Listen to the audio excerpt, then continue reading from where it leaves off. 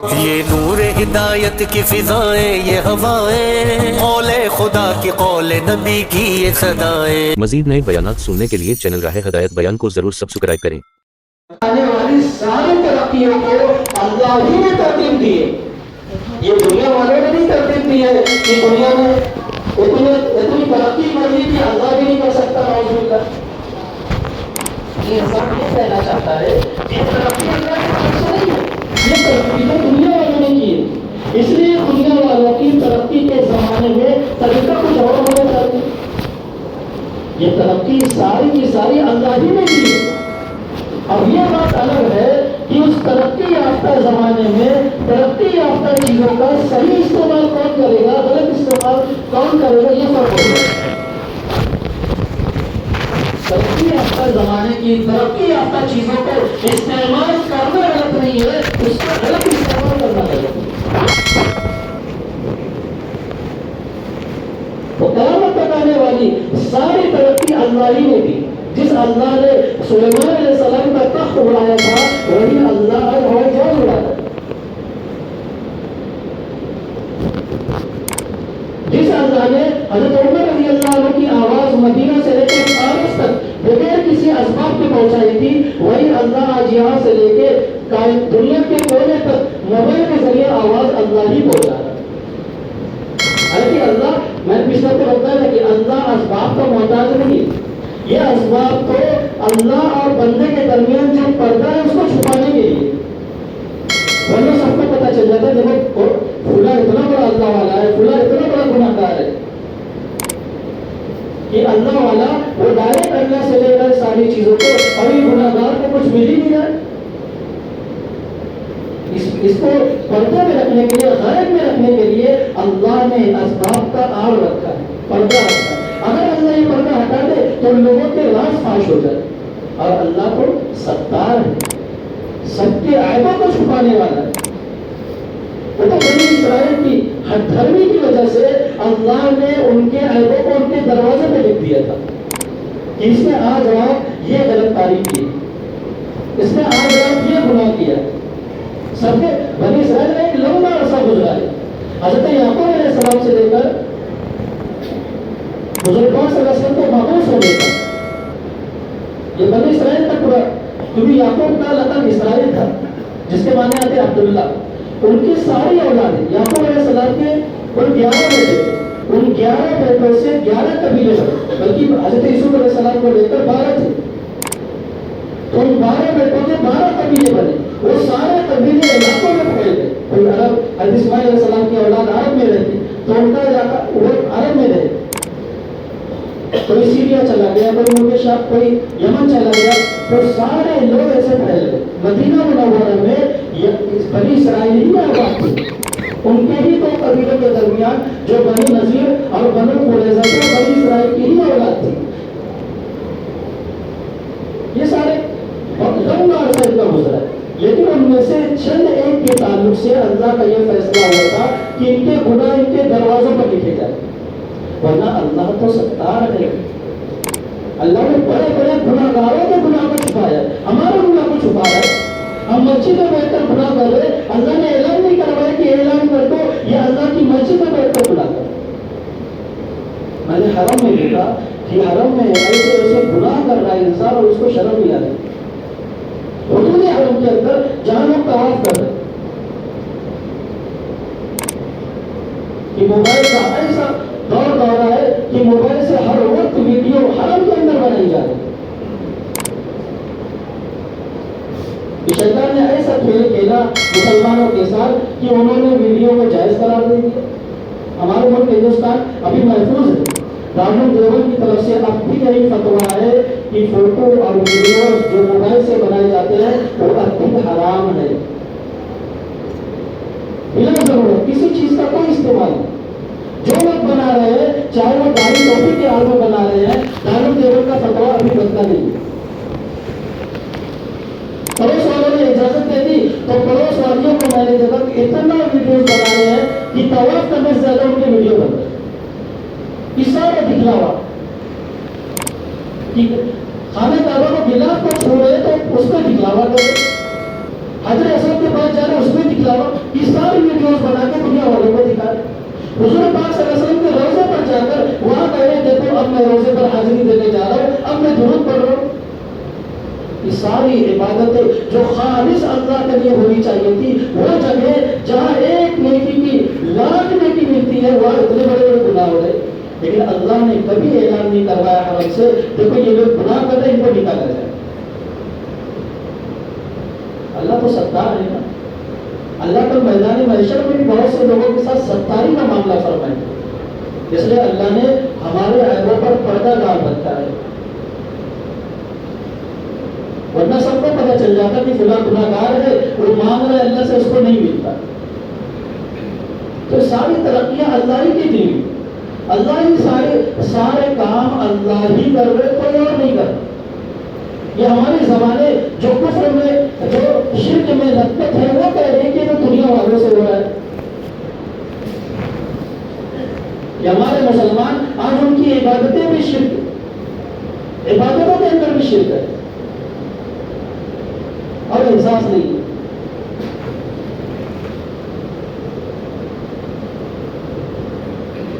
کہ نماز پڑھ رہے ہیں اور کہہ رہے ہیں کہ نماز میں نبی کی وجہ سے نماز میں مزہ آ رہا ہے, نبی کی محبت میں نماز پڑھ رہا ہوں.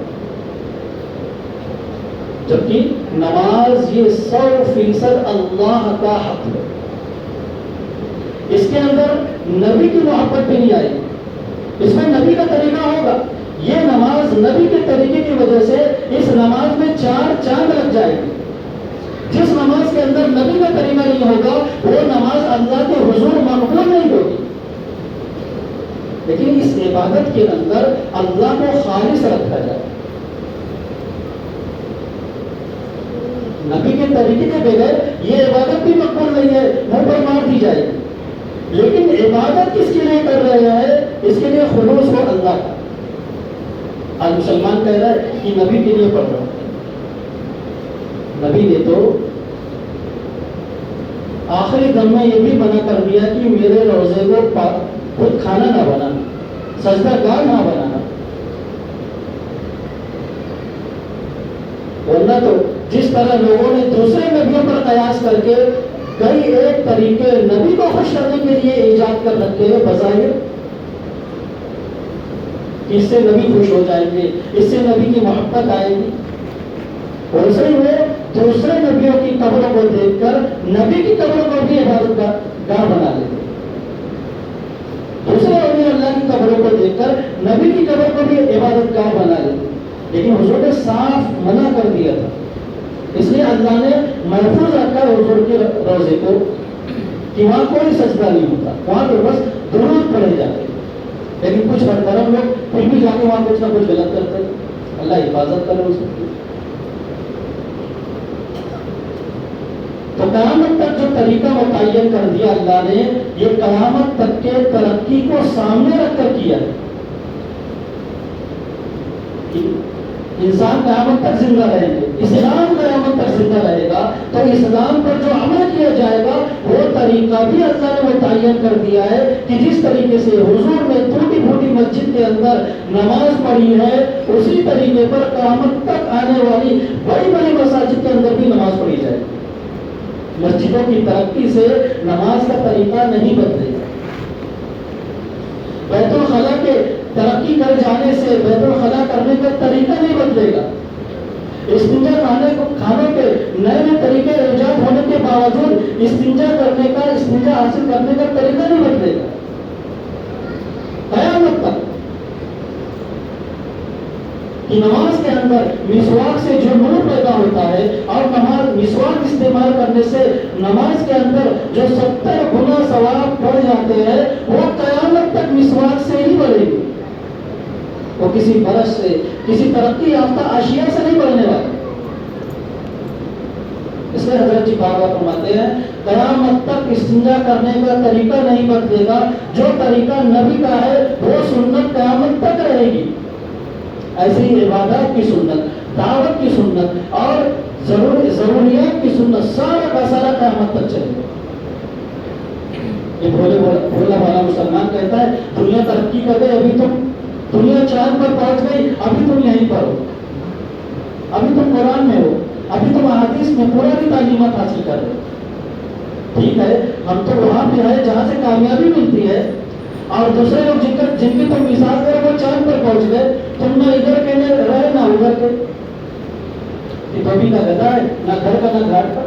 جو کہتے ہیں ہمیں کہ تم تو ابھی پرانے خیالات میں گم ہو اور دنیا چاند پر ترقی کر گئی، تو وہ کہنے والا نہ پرانے خیالات پر ہے نہ چاند پر گیا، وہ تو یہی پڑا ہو کیوں تو اور خسار ہوئی. ہم اسلامی اعتبار سے، دینی اعتبار سے جتنا پیچھے جائیں گے اتنا ہم ترقی کریں گے، جتنا آگے دیکھیں گے اتنا ہم نقصان میں رہیں گے، اتنا دینی اعتبار سے انحطاط آئے گا. اس لیے نبی کو خوش کرنے کا طریقہ اور نبی کو راضی کرنے کا طریقہ، اللہ کو راضی کرنے کا طریقہ، وہ سارا کا سارا متعین ہے. الیوم اکملت لکم دینکم، یہ آج دین مکمل ہو چکا ہے، یہ حجۃ الوداع میں اعلان ہو چکا تھا. یہ دین قیامت تک کے لیے مکمل ہے. یہ بات پلے باندھو. لوگ کتنا ہی کہے چیخ چیخ کر کہ طریقہ بدل گیا ہے، طریقہ نہیں بدلے گا. ایک درود شریف پڑھنے کا طریقہ نہیں بدل سکتا. وہ موقع جو عبادت کا ہے، خالص اللہ کی تعریف کا ہے، اس موقع پر بھی صحابہ نے اس بات کو پسند نہیں کیا کہ وہاں پر اللہ کی تعریف کے علاوہ کوئی اور تعریف. ایک صحابی کو چھینک آئی، انہوں نے کہا الحمدللہ. مسلمان کے مسلمان پر 5 حق ہے، 6 حق ہے.